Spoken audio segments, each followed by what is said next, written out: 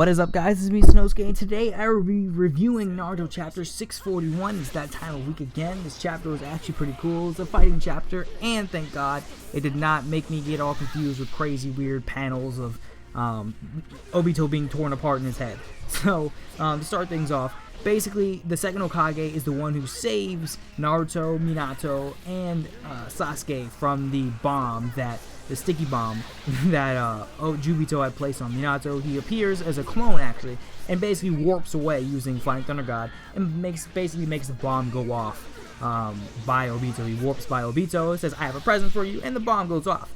So then Tobirama appears with the others, and they're just basically stating the fact that that was a clone, and that we're good to go, and that basically it looks like what happened when at the beginning when Tobirama was destroyed or whatever.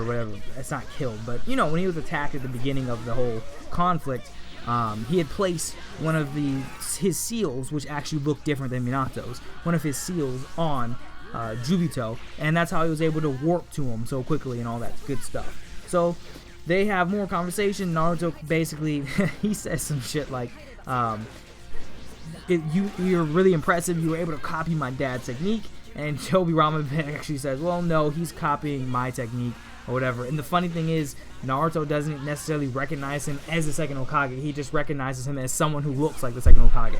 So that was just interesting that he doesn't realize, or I don't know if he really realizes that is the second Hokage. He doesn't just look like him for shits and giggles. But that was interesting.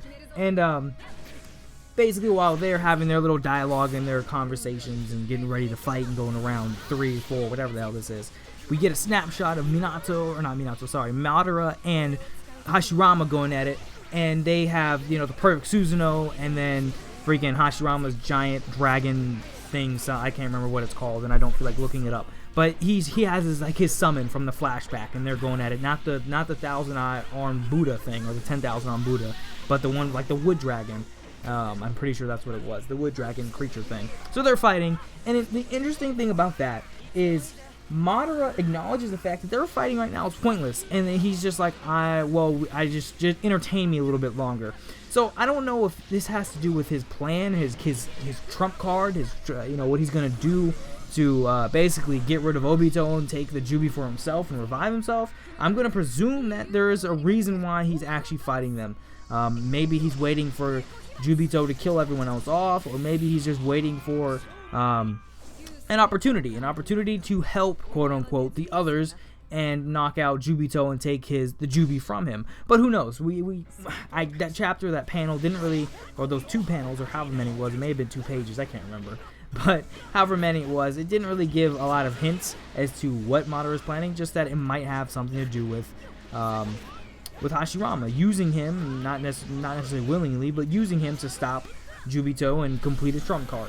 So then, moving away from that, what we get is a nice little scene of Shikamaru basically telling everybody in the alliance that, yeah, we may be weak and we can't really do anything at the moment, but we're basically going to sit back and watch and take in what's going on, and then when there's an opening, basically take it and use their numbers and their opponent's openings to their advantage. So it's similar to in Bleach, how when Ichigo was, even though he wasn't weak like the Shinobi Alliance, but how Ichigo was sitting back while everybody was fighting and waiting for an opportunity to attack Aizen. Of course, that opportunity didn't really come in until everybody was basically beaten, but it's the same sort of concept. The army's just kind of sitting back and waiting for an opportunity to go all out.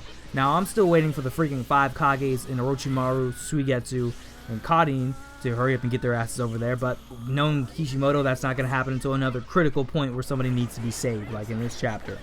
So the really cool thing about this chapter is the combination or the team of attacks that Minato and Tobirama pull off, and that Naruto and Sasuke pull off, which should be expected definitely of Naruto and Sasuke. But I wasn't expecting Tobirama and Minato to team up so well, but it makes sense because they have the same technique. They're founded off of each other, or rather, Minato's technique is founded off of Tobirama's Flying Thunder God. So, what happens, Naruto and Sasuke charge ahead, and originally, Minato had said that I will be the distraction, you guys will basically attack them, and Naruto and Sasuke said, you know, screw that, we're going to be the distraction. So they run off, and they go up to attack them. And while they're running ahead, Tobirama and Minato plan out to do some instantaneous swapping technique with the Flying Thunder God. It sounds like an advanced substitution technique, if you will. That's how we'll simplify it. And so Naruto and Sasuke run up to him, and Naruto creates the Rasen Shuriken. Sasuke uses the Antoine, the fire control or whatever, and makes like a flaming ball of Amaterasu in his left hand. And they fuse their two techniques together and make like a flaming Rasen Shuriken. So the same sort of technique or idea as what they did earlier on when they were fighting just the Jubi and they shot the arrow thing at it. Same concept. Now it's just contained and it maintains the Rasengan form, and it's not fused with the arrow. Now, before that, I should probably mention, before they fuse their attacks, Sasuke tried an Amaterasu, and basically Jubito just knocked that crap aside with a staff. He just twirled it and basically negated the Amaterasu and said, I can sense your chakra, and I knew that attack was coming, and it's not going to work on me like that. So I guess to an extent we know it's confirmed Jubito can sense chakra, so he can probably predict what everyone is going to do to a certain degree.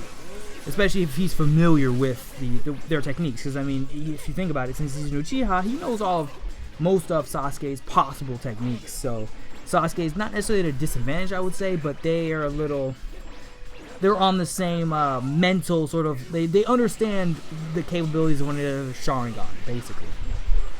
Now, while they're charging at him preparing to ram this technique into them, we have Tobirama appear behind Jubito, and his seal is on him, so he appears behind him. Now, I'm not sure if these seals are a one-time thing, like once because of the way Jubito's, because he has a Jubi in him, I'm not sure if when they place a seal on him and they use it, like it disappears, because when Tobirama appears behind Jubito again, it looks like he puts another seal on him. I'm not sure, but I guess I'm kind of contradicting myself, because in order for him to get behind him, he has to put the seal on him in the first place. But still, it's just something that I was thinking about. And like you guys know, I don't really do that take bullshit. I just go when I do a review.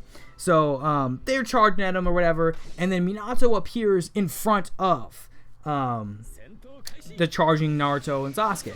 And Minato basically has them ram the technique into him or towards him, and then instantaneously they switch places. Minato and Tobirama and Jubito switch places. So now Jubito is right in front of the Rasen Shuriken, and he's getting hit with the Amaterasu Rasen Shuriken. The reason how they're able to do this is before that, Tobirama and Minato put their seals on each other, so now they can basically swap places at any time, which is really, really cool concept. So especially if you're working together, that's an epic way to do like combos on someone. Cool stuff for maybe Storm 4, which CC2 is not going to do that. But anyway, so that's pretty much the chapter. They hit him with the technique, and Minato makes some other crazy long name that I think I have the page open, but he makes some crazy ass long name for the technique. Yeah, he says, I'll call it the Scorch Style Swirling Gate of Light and Black Arrow. What the hell? I don't understand. Whatever. That's all I have to say about the name of that technique. The Scorch Style Swirling Gate of Light and Black Arrow. What the hell? But that's the chapter. That's pretty much it. Now, there's not a lot that really happened outside of the fight. It's just really cool just to look at. It's really cool to look at. I can't wait to see what it's going to look like in the anime. Granted, because the anime loves fillers, we're probably not going to see it for like a year and a half or some shit. But it's a really cool looking chapter.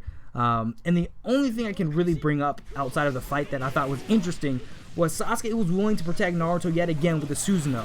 If you look, when the bomb is about to go off, Sasuke summoned his Susanoo, like his arm or whatever, and it's wrapping around Naruto in order to protect him.